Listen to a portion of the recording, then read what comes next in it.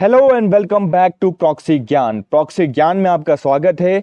मैं हूं आपका दोस्त, आपका एजुकेटर, आपका मेंटर प्रकाश द्विवेदी। और आज हम डिस्कस करने जा रहे हैं लेक्चर नंबर 3। केमिस्ट्री का हमारा ये पार्ट 3 है, लेक्चर नंबर 3 है, जिसके अंदर हम डिस्कस करेंगे एटम्स एंड मॉलिक्यूल्स को। तो यहाँ पे मैं आपको बताऊंगा कुछ एटम एंड मॉलिक्यूल्स के बारे में, क्या एटम्स होते हैं, कैसे मॉलिक्यूल्स बनते हैं, कुछ फॉर्मूले से हम यहाँ पे याद करेंगे, कुछ चीज़ों को नोट डाउन करेंगे। इसलिए मैं आपसे रिक्वेस्ट करता हूँ कि आप सभी लोग लेक्चर को देखने के पहले कॉपी और पेन लेके जरूर बैठ जाइए, जिससे जो चीज़ें मैं आपको बताऊं वो चीज़ आप नोट डाउन करते हुए चलिए, जिससे जब भी आप कभी फ्यूचर में उसे रिवाइज करें तो आपका अच्छा रिवीजन हो सके। चलिए हम आगे चलते हैं अपने टॉपिक की ओर, जो हमें आज पढ़ना है। तो सबसे पहला पॉइंट जो हमें आज पढ़ना है, आपको ध्यान रखना होगा, लॉ है। यहाँ पे दो लॉ जो कि बहुत ज़्यादा इंपॉर्टेंट यहाँ पे रखते हैं हमारे लिए, वो है law of chemical combination and law of chemical combination. Chemical को किस तरीके से जब कंबाइन किया जाता है आपस में, तो उनके कुछ रूल हैं, कुछ लॉ हैं जो हमें याद रखने हैं। ये लॉ क्या होते हैं, लॉ कैसे हम बोल दिए कि लॉ है, एक्सपेरिमेंटली निकाले जाते हैं, एक्सपेरिमेंट किया जाता है बार बार उसी तरीके का। जब रिजल्ट आता है तो हम उसे लॉ बना देते हैं, नियम बना देते हैं कि ये हमारा एक नियम बन चुका है। आई थिंक आपको क्लियर हो गया होगा लॉ क्या होता है। यहाँ पे हम जो डिस्कस करेंगे वो दो प्रकार के लॉ होंगे, टू टाइप्स ऑफ लॉ। इसको आपको नोट डाउन करना है। कौन कौन से लॉ हैं यहाँ पे। Conservation of mass. मास किस तरीके से कंजर्व है, मास का मतलब होता है जो आपका वेट है, जो आपका वजन है किसी भी चीज का, उसे हम वेट और मास कहते हैं। Law of constant proportion. Constant का मतलब होता है कोई भी चीज अगर फिक्स है तो उसे हम क्या कहेंगे, कांस्टेंट प्रोपोर्शन कहेंगे, कांस्टेंट कहेंगे। कोई भी चीज फिक्स है जो कि चेंज नहीं हो रही है तो उसे हम क्या कहेंगे, कांस्टेंट कहेंगे। तो कौन सी चीज कांस्टेंट है, प्रोपोर्शन। प्रोपोर्शन का मतलब होता है रेशियो। आप लोगों ने सुना होगा अनुपात, हिंदी में अगर कहूँ रेशियो, किसी भी चीज का जो रेशियो होता है कि 1:2 का रेशियो, 2:1 का रेशियो जो एग्जिस्ट करता है उसे कहेंगे। तो ये दोनों लॉ हैं, इन दोनों लॉ के बारे में हम डिटेल में डिस्कस करेंगे। देखिए यहाँ पे हम सबसे पहले डिस्कस करते हैं law of conservation of mass. सबसे इंपॉर्टेंट अहम बात जो मैं आपको बताने जा रहा हूं, ध्यान से आपको सुनना है, फिगर में नोट डाउन करना है, इस फिगर को भी देखना है कि ये जो हमारे पास पहला और दूसरा, ये तीन फिगर है। हमने क्या किया यहाँ पे, एक बॉटल ली एक तरीके से, और एक जार के अंदर हमने क्या किया, फिक्स कर दिया, इसको ऊपर से बंद कर दिया। याद रखिएगा हमने क्या कर दिया, बंद कर दिया। मतलब ये कैसा सिस्टम हो गया, ये क्लोज सिस्टम है, इससे बाहर निकल के कोई भी चीज नहीं जा सकती। तो हमने दो चीज आपस में अलग अलग ली। जब दोनों चीज हमने आपस में अलग अलग ली, पहली क्या है CaCl2, सेकंड क्या है Na2SO4। तो दोनों दोनों आपको याद रखना है, तो दोनों आपको यहाँ पे याद रखना है। तो CaCl2 और Na2SO4 दोनों को जब हमने क्या किया, मिक्सअप किया, सो आफ्टर द मिक्सअप क्या हमारे पास प्रोडक्ट निकल के आया, वो क्या है, CaSO4 and NaCl। तो जो हमारा रिएक्टेंट था, रिएक्टेंट का मतलब होता है दो चीज जिसे आप आपस में मिला रहे हैं, उसे हम क्या कहते हैं, रिएक्टेंट कहते हैं। तो जब रिएक्टेंट हमने किया तो रिएक्टेंट हमारा कितना निकल के आया, 184.34 ग्राम। तो ये देखिए रिएक्टेंट का हमने वेट यहाँ पे दे के रखा है। फाइनल जब प्रोडक्ट बना, रिएक्शन होने के बाद, देखिए केमिकल रिएक्शन होता है, इसको आपको रटने की जरूरत नहीं है कि आप इसको रट रहे हैं या लिख रहे हैं, बस आपको समझना है कि कॉन्सेप्ट क्या है, कॉन्सेप्ट की अपने को जड़ तक जाना है। दोनों को हमने ऐड किया तो हमारा एक फाइनल प्रोडक्ट बना। फाइनल क्या प्रोडक्ट बना, CaSO4, जिसे हम कहते हैं कैल्शियम सल्फेट। तो CaSO4 हमारा बना और NaCl बना था। दोनों का जब हमने एक साथ वजन किया तो वो भी 184.34 ग्राम आया। दैट मीन्स हमारा वजन चेंज नहीं हो रहा है। Before reaction and after reaction, reaction के पहले और रिएक्शन के बाद हमने वेट करके दोनों का देखा तो हमारा क्या वेट निकल के आया, सेम वेट निकल के आया। तो इन सभी चीजों को आपको ध्यान पे रखना है। नेक्स्ट चलते हैं, यहाँ पे हम देखते हैं लॉ ऑफ कांस्टेंट प्रोपोर्शन। देखिए हमने एक लॉ देख लिया, डिटेल में डिस्कस कर लिया।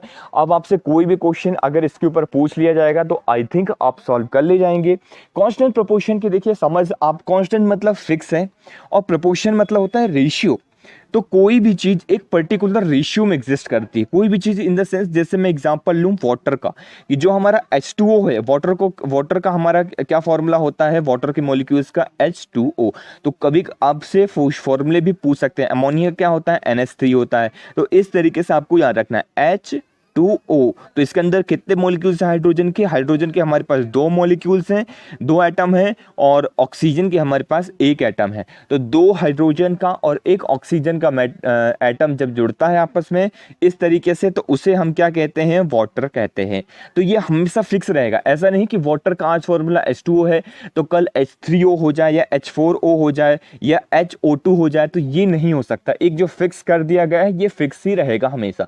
वाटर कभी भी एग्जिस्ट करेगा तो इसी फॉर्म में एग्जिस्ट करेगा। तो ये आपको यहाँ पे ध्यान पे रखना है। तो ये जो होता है हमारा कांस्टेंट प्रोपोर्शन होता है। आई थिंक आपको क्लियर हो गया होगा। अमोनिया का एग्जांपल ले लेते हैं। अगर अमोनिया कभी भी एग्जिस्ट करेगा तो किस फॉर्म में करेगा, NH3 के फॉर्म में करेगा। अमोनिया का फॉर्मूला ही है कि एक नाइट्रोजन का मॉलिक्यूल एटम और 3 हाइड्रोजन के एटम, यहाँ पे देख सकते हैं आप, एक हमारा हो गया नाइट्रोजन का और 3 हो गए हाइड्रोजन के। तो जब ये इस तरीके से मॉलिक्यूल्स आपस में जुड़ेंगे तो हमारा क्या बनेगा, अमोनिया बनेगा, जो कि फिक्स रहेगा। सपोज 2 अमोनिया का मॉलिक्यूल्स हमें चाहिए तो हम क्या करेंगे, यहाँ पे एक और नाइट्रोजन लेके आएंगे और 3 हाइड्रोजन और लेके आ जाएंगे।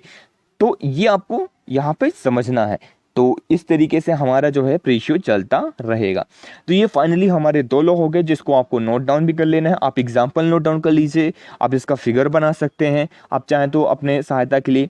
अब हम फाइनली देखेंगे एटम्स। देखिए एटम्स क्या होते हैं, क्वेश्चन अराइज होता है कि सर आप एटम बोल रहे हो, मॉलिक्यूल्स बोल रहे हो, हमारे समझ में नहीं आ रहा ये एटम होता क्या है, मॉलिक्यूल्स क्या होता है, आखिर ये कहाँ दिखता है, हमने कभी इसको देखा नहीं है। देखिए ये एटम आप ऐसा समझ सकते हैं कि atom are the smallest particles of matter. कोई भी मैटर है, आपका जो मोबाइल है, आपके पास जो पेन रखा हुआ है, जो एक तरीके से आपके पास कॉपी है, बुक है, कोई भी चीज़ आप जो देख रहे हैं वो सभी एटम से मिलके बनी होती है। वो सारी चीज़ें क्या है, मटेरियल है, मैटर है। हमने ये डिस्कस किया हुआ है प्रीवियस लेक्चर्स के अंदर कि मैटर क्या होता है। तो मैटर जो छोटे छोटे कण से मिलके बना होता है उन्हें हम एटम्स कहते हैं। देखिए एक एग्जाम्पल से आपको समझाता हूँ। आपका घर बनता है तो कैसे बनता है, एक दीवार कैसे बनती है, छोटे छोटे ईंट आप जोड़ते होंगे ना। जब आप छोटे छोटे ईंटों को जोड़ते हैं तभी तो एक दीवार बनती है। तो आप एक कॉम्बिनेशन में क्या कहते हैं कि हमारा एक घर हो गया, हमारी ये चीज है, लेकिन वो किस चीज से मिलके बना हुआ है, छोटी छोटी ईंटों से मिलके बना हुआ है। तो वो ईंटें क्या है, एक प्रकार की एटम है। आपके घर के लिए क्या है, एटम है एक तरीके से। और ईंटों के अंदर भी फिर छोटा छोटा आप जा सकते हैं। तो इस तरीके से ये चीज आपको यहाँ पे ध्यान पे रखनी है। Atom make up everything around us, जो हमारे आसपास है सभी चीज में एटम से। Molecules are the combination of atom. जब 2 या 2 से ज्यादा एटम आपस में मिल जाते हैं, जैसे कि हमने वाटर देखा, वाटर का मॉलिक्यूल देखा, तो वो सभी चीजें क्या हो जाती है, हमारी मॉलिक्यूल्स के अंदर आ जाती हैं। तो आपको समझ में आ गया होगा कि एटम्स के 2 या 2 से ज्यादा एटम्स के मिल जाने पे क्या बन जाता है, मॉलिक्यूल्स बन जाता है। Element are only one type of atom. जो भी एक पर्टिकुलर एलिमेंट होता है वो सिर्फ एक प्रकार के एटम से मिलके बना होता है। अलग अलग एटम्स होते हैं, आगे हम डिस्कस करेंगे कि हाइड्रोजन का कौन सा एटम है, फिर ऑक्सीजन भी एक प्रकार का एटम है, नाइट्रोजन एटम है, जो आप लोगों ने काफी सुने होंगे। तो ये सारी चीजें इसके अंदर है। कंपाउंड्स क्या होते हैं, जब डिफरेंट टाइप्स ऑफ एटम आपस में मिलके बन जाते हैं। सपोज गैस, हाइड्रोजन गैस क्या है, हाइड्रोजन गैस एक हाइड्रोजन इधर है और एक हाइड्रोजन इधर है, तो सेम टाइप से एटम है, तो ये क्या हो गया, हमारा एलिमेंट हो गया। लेकिन वाटर क्या है, अलग अलग एटम है, बीच में ऑक्सीजन है, इधर हाइड्रोजन है, इधर हाइड्रोजन जुड़ा हुआ है। तो जब इस तरीके से जुड़ जाता है, अलग अलग एटम जुड़ जाते हैं, तो वो क्या बन जाता है, कंपाउंड बन जाता है। आई थिंक अब आपको एटम क्लियर हो गया होगा। आगे चलते हैं हम। तो क्वेश्चन अराइज होता है, सर ये एटम कितने बड़े होते हैं, क्या ये हम आंखों से देख पाएंगे, क्या हमारी ये जो नेग आई है उससे हम देख सकते हैं? नहीं। एटम जितना आप इमेजिन करेंगे उससे भी छोटे होते हैं, मतलब बहुत ज्यादा छोटे होते हैं। आप उसे इमेजिन नहीं कर सकते, किसी चीज से कंपेयर नहीं कर सकते, इतने ज्यादा छोटे होते हैं।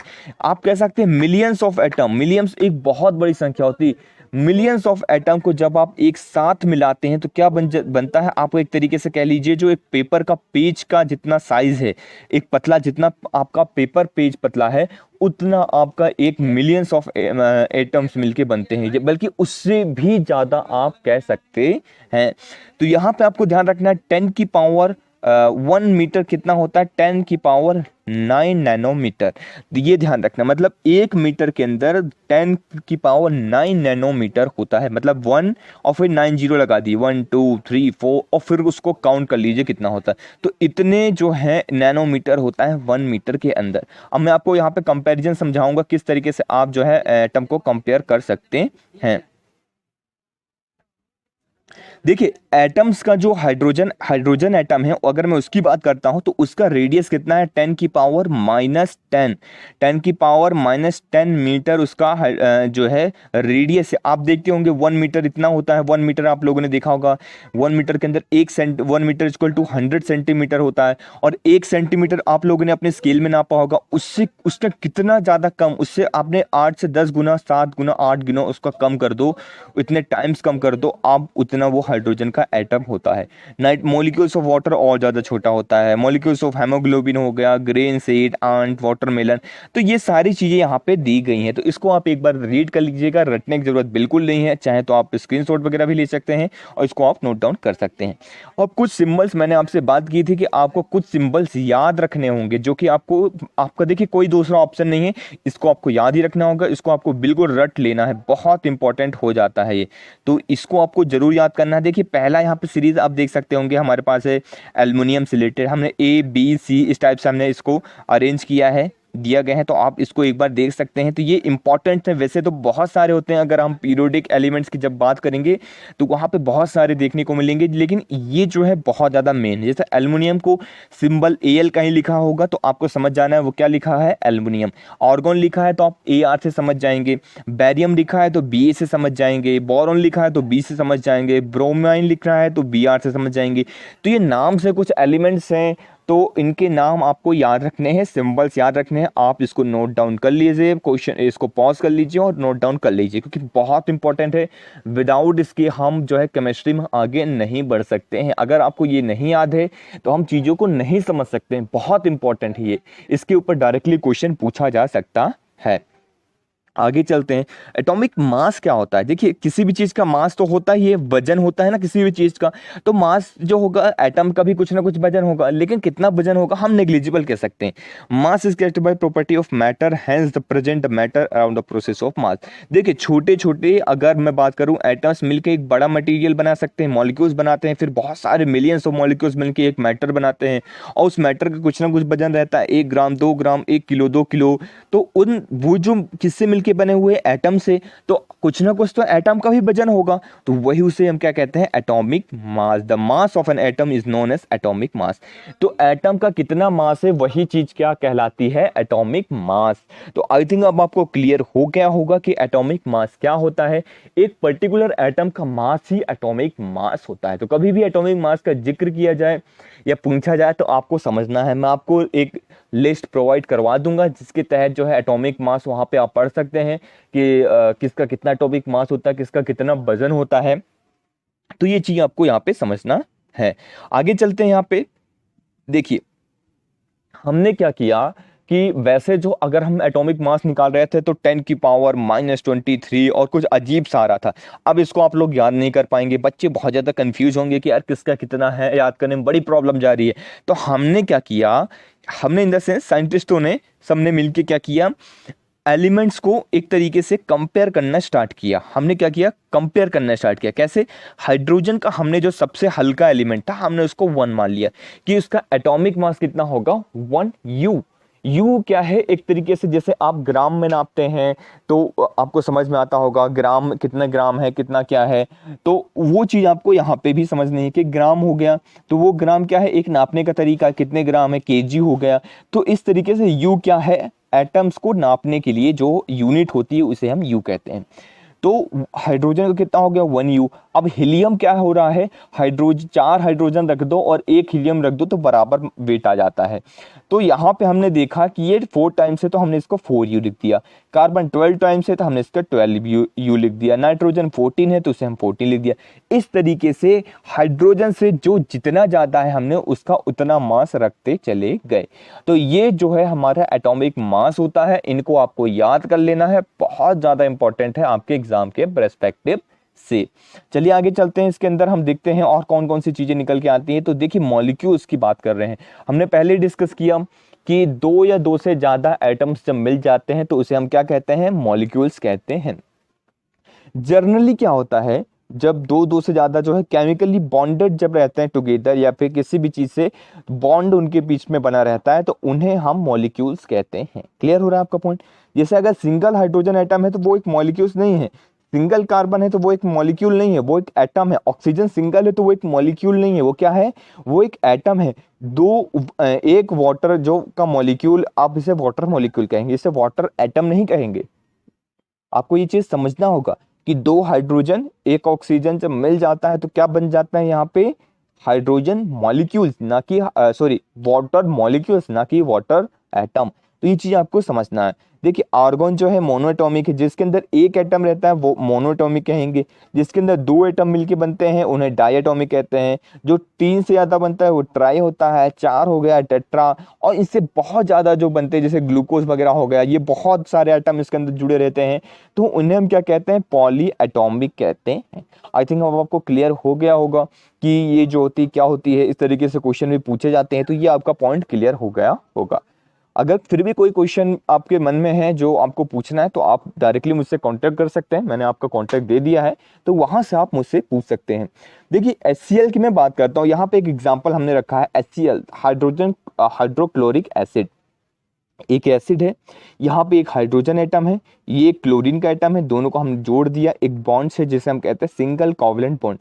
तो ये बॉन्ड से ऐसा समझना, आपको अभी इतना ध्यान इतना रटने की जरूरत नहीं है, ना इतना बिल्कुल घुसने की जरूरत है इतना अंदर।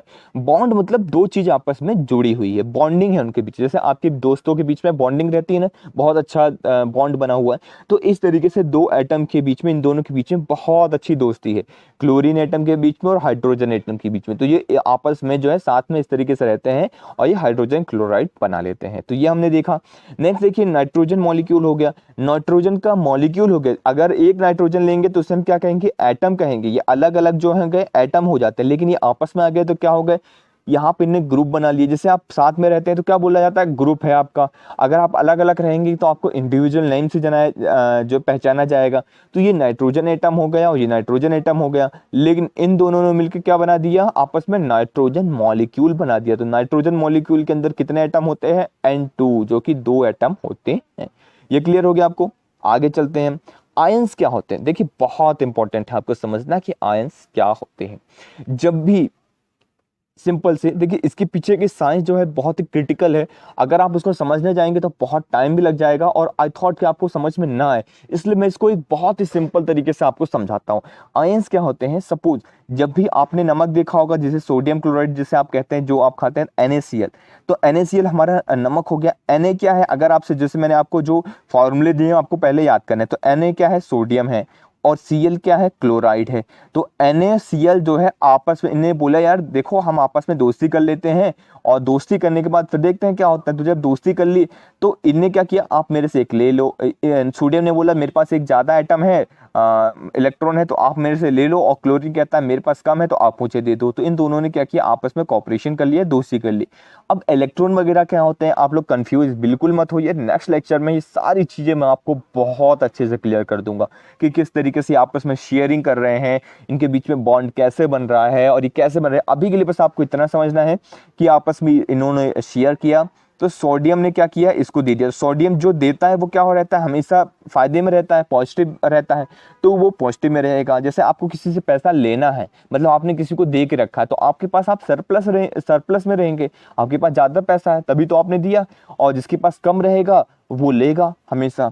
तो ये याद रखना है। तो सोडियम क्लोराइड क्या बन गया, एक एटम। तो जो सोडियम के ऊपर पॉजिटिव चार्ज, जब भी आपको प्लस और माइनस किसी भी एटम के ऊपर दिखे तो आपको समझना है वो क्या है, आयन है। क्लियर हो गया? आयंस क्या है, जब भी एटम के ऊपर आपको प्लस या माइनस चार्ज दिखे तो आपको समझना है वो क्या है, आयन है। चलिए आगे चलते हैं हम यहाँ पे बहुत सारे हमने आयंस के नाम दे के रखे हैं, सारे इंपॉर्टेंट हैं, आपको याद करने हैं। जैसे सोडियम अगर मैं बात करूं तो सोडियम क्या है यहाँ पे Na+ के नाम से, तो याद कर लीजिए सोडियम Na+। पोटेशियम का फॉर्मूला भी K होता है, तो पोटेशियम क्या हो गया K+। Silver Ag+। कॉपर यहाँ पे क्या हो गया, कॉपर फर्स्ट की बात, देखिए इसको आपको कंफ्यूज नहीं होना है, मैं आगे यहाँ पे समझा दूंगा। Cu+ होता है। मैग्नीशियम हो गया Mg2+। यहाँ पे देखिए 2+, मतलब इसके पास 2 चार्ज है, 2+ है, ये बहुत इंपॉर्टेंट हो जाता है, किसके पास कितना प्लस है, ऐसा नहीं कि सिर्फ प्लस माइनस रहेगा, 2+ हो रहा है या 3+ हो रहा है या 4+ हो रहा है, ये इंपॉर्टेंट होता है। जैसे नाइट्राइड के ऊपर कितना है, N3- है। सल्फाइड क्या है, H2-। ऑक्साइड क्या है, O2-। तो इस तरीके से आपको याद होना चाहिए। तो ये सारी चीजें थी। अगर हाइड्रोजन H+ है तो उसे हाइड्रोजन कहेंगे सिंपल, और लेकिन अगर हाइड्रोजन H- है तो उसे हम क्या कहेंगे, हाइड्राइड। याद रखिएगा उसका नाम चेंज हो जाता है, क्या हो जाता है, हाइड्राइड। क्लियर हो गया आपको, ये सारी चीजें आप नोट डाउन कर सकते हैं और इसको याद कर सकते हैं। देखिए आपको लास्ट टॉपिक है हमारा राइटिंग केमिकल फॉर्मूला। आप किस तरीके से केमिकल फॉर्मूला लिखेंगे, देखिए सिंपल सी चीज है। आप लोग काफी कंफ्यूजन क्रिएट होता है, सर आपने बता दिया NaCl क्या होता है, लेकिन हमको समझ में नहीं आया ये NaCl आपने फॉर्मूला क्यों लिख दिया। कहीं कहीं पे सोडियम क्लोराइड अगर मैं बात करता हूँ NaCl हो गया, H2SO4 जो हो गया हमारा H2 होता है। जैसे सल्फ्यूरिक एसिड की जब आप बात करते हैं तो आप लिखते हैं 2 हाइड्रोजन SO4। तो सर ये हमको समझ में नहीं आ रहा, ये 4 कहाँ से आ गया, ये 2 कहाँ से आ गया, आप इसे HSO4 क्यों नहीं लिख सकते हो, इस तरीके से क्यों नहीं, आप यहाँ पे जो नंबर लिख रहे हैं आप S की जगह यहाँ पे 2 क्यों नहीं लिख रहे हो। इन सारे क्वेश्चंस के जवाब आपको यहाँ पे इस स्लाइड में मिलेगा, तो बिल्कुल आपको यहाँ पे घबराना नहीं है। मैंने यहाँ पे कुछ स्टेप्स देख रखे हैं कि पहला स्टेप्स क्या करना है, दूसरा क्या है, तीसरा क्या है, चौथा क्या है, तो आप उसको रीड कर सकते हैं, चाहे तो नोट डाउन कर लीजिए, आपको कंफ्यूजन अगर क्रिएट हो रहा है तो। सबसे पहले आप क्या करना है, आपको सबके वैलेंसी नंबर याद कर लीजिए, और फिर सबके ऊपर जितना प्लस और माइनस चार्ज है वो आपको याद कर लीजिए। आप सबके सिंबल्स याद कर लिए, सबके ऊपर प्लस माइनस चार्ज याद कर लिए, बस इसके बाद आप फॉर्मूला लिखना सीख जाएंगे। कोई भी फॉर्मूला आप लिख सकते हैं। सपोज एग्जाम्पल यहाँ पे हाइड्रोजन क्लोराइड का फॉर्मूला लिखना है, तो आपने क्या किया, हाइड्रोजन लिखा, फिर यहाँ पे क्या लिखा, क्लोराइड लिखा। अब यहाँ पे हाइड्रोजन, ये कुछ आपको प्रैक्टिस भी करना है। हाइड्रोजन क्या क्या कितना चार्ज है, +1, तो यहाँ पे आप प्लस या माइनस मत लिखिए, सिर्फ 1 लिख दीजिए। 1 है या 2 है, या अगर सिर्फ प्लस है तो +1 लिख दिए, अगर सिर्फ माइनस है तो 1 लिख दीजिए। अगर 2 है या 3 है तो हाइड्रोजन के सामने हाइड्रोजन का लिखना है नंबर, और क्लोरीन के सामने क्लोरीन का हमने लिख दिया। देखिए मैं आपको कलर चेंज कर लेता हूँ जिससे कंफ्यूजन ना क्रिएट हो।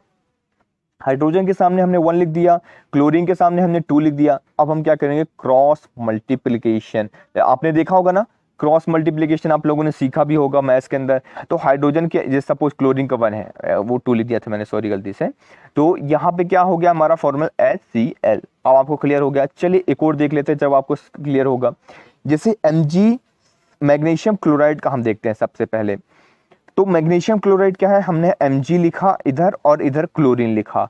अब Mg के पास कितना एटम है, कितना है, Mg2+ होता है। अगर आप जाके देखेंगे, अगर मैं आपको दिखा देता हूं यहाँ पे, देखिए यहाँ पे मैग्नीशियम का कितना है, यहाँ पे आप देख पा रहे होंगे Mg2+ है ना, तो मतलब 2 हो गया, और Mg2+ और क्लोरीन का तो माइनस होता ही है, तो ये Mg, तो हमने क्या लिखा, Mg लिखा, और इधर क्लोरीन लिख दिया। क्लोरीन का कितना होता है, 1 होता है। माइनस या प्लस हमने इससे मतलब नहीं है, माइनस प्लस याद रखना है, बट माइनस प्लस से कोई सेंस नहीं निकलता है आपका। और Mg का कितना है, 2, तो 2 के पास, क्लोरीन के पास क्रॉस मल्टीप्लिकेशन आपको कर देना है, तो Mg के साथ 1 आ जाएगा, क्लोरीन के साथ 2 आ जाएगा। तो हम फॉर्मूला क्या लिखते हैं, Mg1 नहीं लिखते, क्योंकि 1 कोई अपन समझ जाते हैं कि हाँ एक ही एटम है, इसलिए 1 नहीं लिखते। MgCl, Cl के साथ कितना है, 2 है, तो Cl2। तो ये हमारा फॉर्मूला बन गया, क्रिएट हो गया। क्लियर हो रहा है आपका क्वेश्चन, पॉइंट क्लियर हो रहा है। अगर फिर भी कोई भी प्रॉब्लम है तो आप मुझसे पूछ सकते हैं। H2S हो गया, जिस तरीके से एक ही प्रैक्टिस करना है आपको, ये प्रैक्टिस करना है, सबको पहले आप याद कर लीजिए, तब आप बहुत अच्छे से ये चीज़ समझ पाएंगे। यहाँ पे मैंने कुछ प्रैक्टिस के लिए आपको दे रखे हैं, तो चाहे तो आप इसको नोट डाउन कर सकते हैं, बहुत इंपॉर्टेंट है। इन सभी को आपको ध्यान पे रखना है और याद करना है।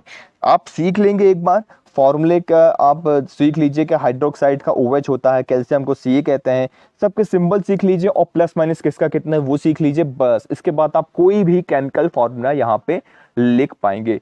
अब केमिस्ट्री आपकी तकलीफ नहीं बनेगी, ये मेरा दावा है। आप मेरे सभी लेक्चर्स को पढ़ने के बाद जब हम ये सीरीज़ को ख़त्म कर लेंगे, उस टाइम आपको रियलाइज़ होगा कि केमिस्ट्री कितना सरल टॉपिक है, कितने सिंपल से हमने केमिस्ट्री को हम हंसते हंसते पढ़ते हुए चले गए और हमने सारी चीज़ें पढ़ ली। सो यहीं तक हमारा लेक्चर्स यहीं पे समाप्त होता है। So thank you very much for the discussion, और बस बने रहिए, आपको याद करते रहिए और पढ़ते रहिए, और हम जरूर एग्जाम को क्वालिफाइड करेंगे। मोटिवेशन को आपको बना के रखना है कि हमें एग्जाम को क्वालिफाइड करना है, कोई भी नहीं रोक सकता है। कुछ भी हो जाए, हम अपनी मेहनत पे हमें भरोसा है और हम एग्जाम को जरूर क्वालिफाइड करेंगे। So thank you very much for the discussion.